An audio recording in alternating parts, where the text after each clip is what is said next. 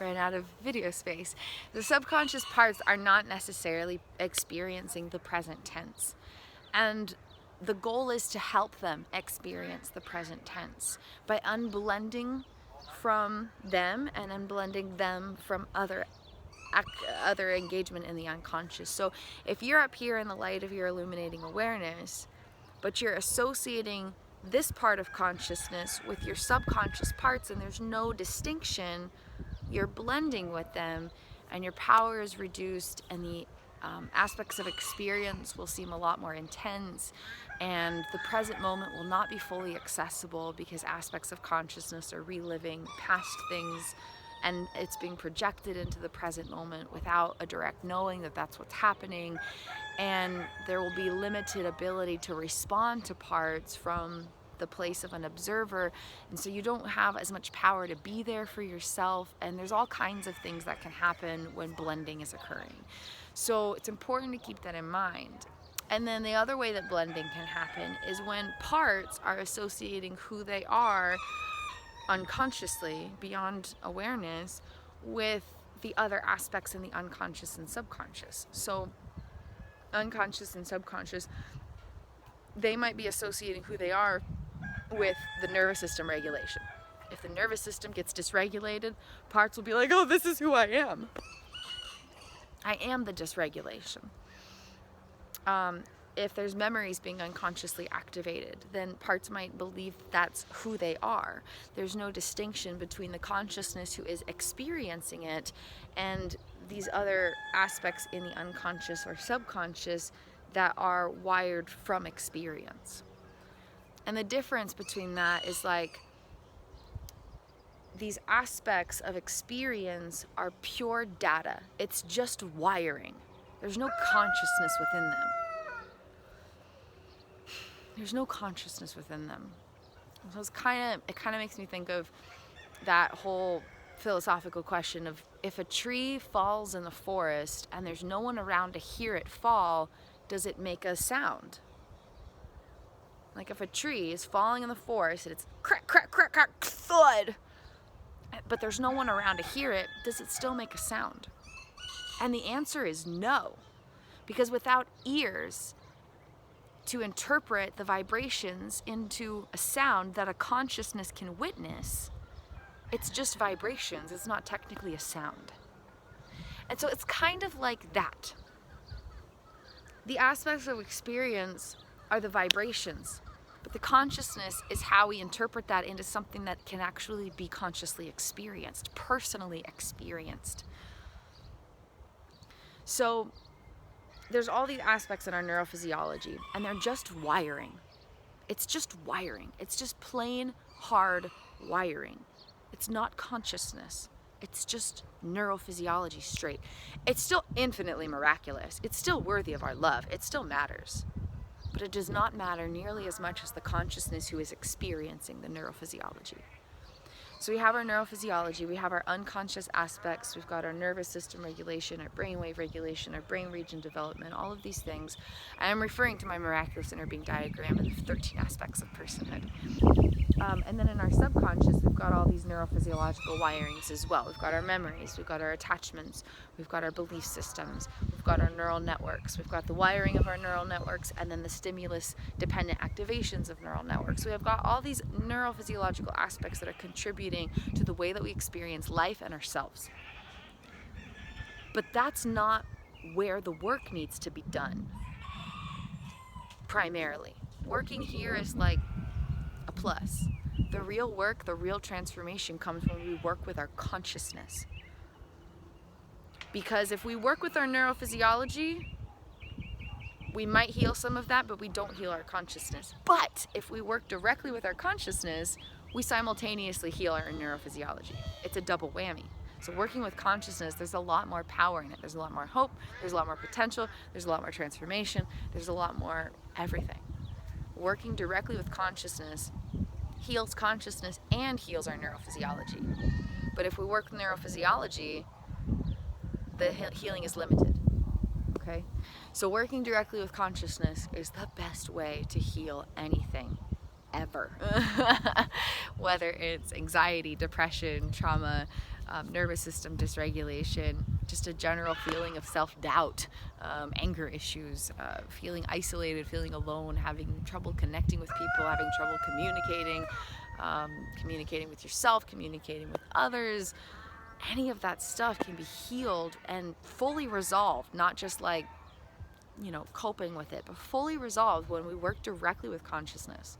Pretty amazing, pretty radical, pretty spectacular. So anything in life can be healed when we work directly with consciousness. So we've got our conscious awareness, the illuminating light of our mind, and then we've got our subconscious parts, which are the aspects of our consciousness beyond our direct and immediate awareness. And then we have our subconscious and unconscious aspects of neurophysiology. And so we've got all these different layers within us. And so the wiring is direct experience. This happens, there's data, it goes in like a computer. But our consciousness is the personal aspect of who we are that's having the experience. Our consciousness is the experiencer, not the experience. Okay? Our consciousness is the experiencer, not the actual experience. Working directly with consciousness provides us with infinite power and infinite healing opportunities. So working with consciousness is what's up. Just to sum that up, working directly with consciousness is what's up. It's how we do this healing journey of life thing to the best of our ability, to the maximum of our potential, all of it. So we start by working in our conscious awareness. We start by mindfulness. We start by meditation. We start by practicing presence. And meditation does not have to look like sitting there silently with your eyes closed trying to think about nothing. There are infinite ways to practice meditation. And that is one way, absolutely. But it's not the only way. And so if you're having a hard time practicing meditation, just sitting there being silent and not doing anything, then explore other ways of meditation. I like to define meditation as actively practicing full presence with your consciousness. So any way that you're practicing full presence with your whole consciousness is a form of meditation. And there's lots of meditations. And if you're looking for new ways to meditate or practice mindfulness or reclaim your power or cultivate deeper self-love or work with your consciousness or regulate your nervous system or basically any of these magical healing journey things that I talk about, I encourage you to explore my Healing into Happiness playbook. It has so much magic, it is hardly even describable. It's all the things. You work with the illuminating light of your conscious awareness. You work with your subconscious parts. You work with reclaiming your personal power. You work with cultivating deeper self-love. You work with nervous system regulation, brainwave regulation, all of the things. But at the same time, every aspect of the book is designed to be fun. I do not believe healing should be hard, excruciating work. I believe healing should feel good. I believe reclaiming your power should feel good. I believe loving yourself into wholeness, healing yourself into happiness should feel good. Every step of the way, not just when you reach some big breakthrough, but every step of the journey, of the healing journey, should feel good. And so to achieve all of this stuff where you're harnessing your power, you're rewiring your unconscious memory systems, you're regulating your brainwaves, regulating your nervous system, you're transforming your whole life from the inside out, but you're having fun while you do it. This book is brilliant. It has changed my life. I've been practicing these things for years, didn't quite piece them together, like what I was actually doing and what the effects of it were, until a little bit, more over time as in the past couple of years. And then I wrote this book and it's just amazing. It brings it all together. So you get to have fun and feel the power of your own love and create new memories, exploring life with your consciousness and experience everyday magic while completely transforming yourself from the inside out. It's pure magic. So please explore my website. There's an article and I go into deep depth about what the book includes so you know exactly what you're investing in. You deserve to invest in your healing journey of life. You deserve to have the tools. You deserve to believe in yourself enough to strive for the happy moments or the infinite moments of happily ever after that you're worthy of. And this book, if you harness all of its magic, it can keep providing healing transformation for over 3 years.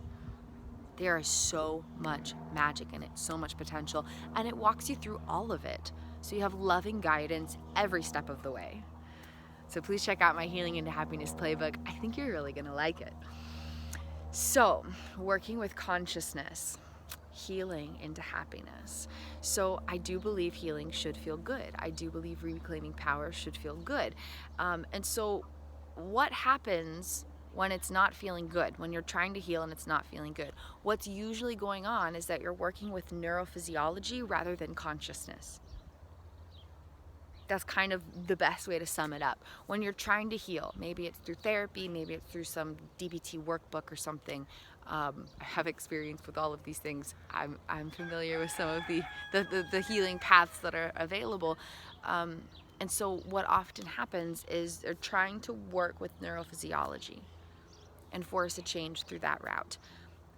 But working with consciousness directly, it feels better and provides deeper results and transforms all that other stuff in the process. So if healing is not feeling good, I encourage you to explore other healing avenues. There's not one way to heal. And if the path of healing is feeling excruciating, then the healing you're experiencing is limiting, because true healing feels good. And yes, it's gradual and always a process, and it's never linear, and it doesn't happen overnight, and it is gradual and all of that. But there should be these moments of feeling good along the journey. It should feel good to invest in lovingly empowering yourself into the wholeness of all that you are. It should feel good to reclaim power within yourself. It should feel good to invest in your own healing transformation. So I encourage you to find a path that resonates with you and that can feel good to invest in. Not just feel good at the finish line, but feel good along the journey. Because it is a journey, and it's allowed to be a journey. And it's allowed to be a journey that feels good along the way. Okay? So we've got the illuminating light of our conscious awareness. And we start by practicing presence. And I have a video about that. I think it's called Practicing Presence as a First Step to Any Healing Journey. So whether you're trying to chase a dream, or whether you're trying to improve your relationships, or whether you're trying to heal a habit, or whether you're trying to recover from a mental health battle, or anything else really, practicing presence is the first step. Why? Why you gotta practice presence? Why you gotta do the things? I'll tell you. It's because when we practice presence, we're igniting the power that we have within the illuminating light of our conscious awareness. And from that space of clear standing, we can connect with all these other aspects of ourselves. If we're not present with the illuminating light of our conscious awareness, if we're not present with the power that we have here, we won't be able to work with any of the other stuff. We won't be able to connect with our subconscious parts. We won't be able to practice attunement. We won't be able to rewire any of the neural networks. We won't be able to do any of that. We have to practice presence and increase the power we have here to start working with any of this other stuff. And there's lots of different ways to practice presence. Like I was saying, mindfulness, meditation are just a couple ways. And even with that, there's a million ways to practice mindfulness, a million ways to practice meditation. And I present dozens and dozens and dozens of brand new ways that I've created from scratch in my Healing into Happiness playbook. And I also present some brand new ways in my Restoring Consciousness Toolkit, including a trick called Bull Ray. And this is a magical, powerful healing journey remedy, and it can be used to transform any clue of consciousness anytime, anywhere. So if you're out and about with a friend, if you're out shopping at the grocery store, if you're standing in line somewhere, if you're laying in bed, if you're in a waiting room, it can be used and provide effective healing experiences for you. And it doesn't matter what the clue of consciousness is. It could be anxiety, depression, dissociation, anything. Any clue of consciousness can be effectively helped anytime, anywhere with these tricks. And that's just one of dozens of things that are offered in my Restoring Consciousness Toolkit. So please feel free to check that out. You can email me with any questions or to inquire more about it or to order your copy at artistryofexistence@gmail.com, or you can explore my website below. I have an article and I go into great detail about what's included so you know exactly what you're investing in. And it's all completely original content, things that I've created from scratch while learning to heal myself on my own. I tried the healing in healthcare systems, and after 10 years, things had reached a critical point of hopelessness, and over 100 doctors had said, I don't know how to help you. after I'd been in their treatment programs for a very long time. And so I quit it all and I researched neuroscience, discovered where this stuff was coming from inside of me, and from this place of renewed self-understanding began to create my own healing remedies, completely healing and transforming and curing myself in just 2 years, after over 10 years in the system, and even longer than that, struggling. And you know, them saying that that was all they could do to help, and I was just incurable, and there was no hope. So please know that there's always hope. There's always another way to heal, and healing is always, always possible. It's always possible. Nope, it's always possible. I don't care how old you are. I don't care what you've gone through. Healing is always possible. It's a neurophysiological fact. Okay? Okay. Glad we got that cleared up. Glad everyone in the world knows that healing is always possible. Okay, so working with the illuminating light of conscious awareness is how you start, okay? Once you've established presence there, then you can dive deeper and explore working with parts and separate parts from the neurophysiology. Parts are not the attachments, but they will experience them intimately. So it's going to take a little work and a little time and a little daily energetic investment through the power of your own love to create space between the concepts of the attachments and subconscious parts, so that consciousness can be liberated into the wholeness that it already is. And then neurophysiology will be separate from identity, so you'll have more power to rewire those programs inside of your brain-body system. Because that's what they are. Attachments are just programs. It's neural network wiring, it's wiring in your ganglia, it's experience that has shaped the cultivation of all the different stuff deep inside of this. Okay? Once you are up here, then you can work with your parts. You separate subconscious parts from memories. Parts are not memories. Memories, there's 4 different types of memories. 2 explicit kinds, 2 implicit kinds. And you can start to identify when memories are arising and say, that is not who my parts are. My parts are not the memories. And you create distinction between the experience and the aspects of consciousness who have that experience. And I say it present tense, have instead of had, because until there's separation and healing, parts are going to continue reliving experiences in the memory systems. Remember how I said the illuminating light is always present tense? Subconscious parts are kind of all over the place until they're reclaimed and healed and restored. And so there might be a part of your subconscious who's repeatedly having an experience from 20 years ago, but you don't directly know about it. You only know about whatever consequences are happening. And I don't mean that in a bad way, but whatever results are happening. And so if there's an aspect of consciousness reliving that time where someone said a nasty thing, it might produce anger or sadness or feeling rejected or unworthy. And you'll notice that feeling in your awareness, but you won't really necessarily know where it's coming from. Okay, so that's kind of how that works. So there's all these parts in your subconscious, and there's 4 types of parts, but there's infinite parts. There's an infinite amount of parts of your consciousness. And so all of these aspects of your consciousness, the goal is to distinguish the light of your illuminating awareness from your subconscious parts so that you have more power. And then once you have power, then you help your parts to distinguish themselves from all these other neurophysiological aspects. They are not the memories, they are not the belief systems, they are not the attachments, they are not the nervous system regulation, they are not the brainwave regulation, etc., etc. And once you create space, then you can start to heal and restore them. And when you do that, you're also healing all the neurophysiology, but you don't necessarily have to touch it directly. Working with parts is what matters. Working with consciousness is where the healing is. So, I think that's a good little overview of healing. What do you guys think? Is that a good little starting point for everyone? So work with the light of your illuminating awareness. Once you have full presence, unconditional presence with who and where you are, then you can start working with your parts. Knowing the consciousness is the experiencer, not the experience. And healing the experiencer within our unconsciousness is the only thing that matters. You don't need to touch this stuff. You don't need to go relive memories. You don't need to go rehash the details. You don't need to go relive that time that your mom forgot you at the grocery store. You don't need to go there.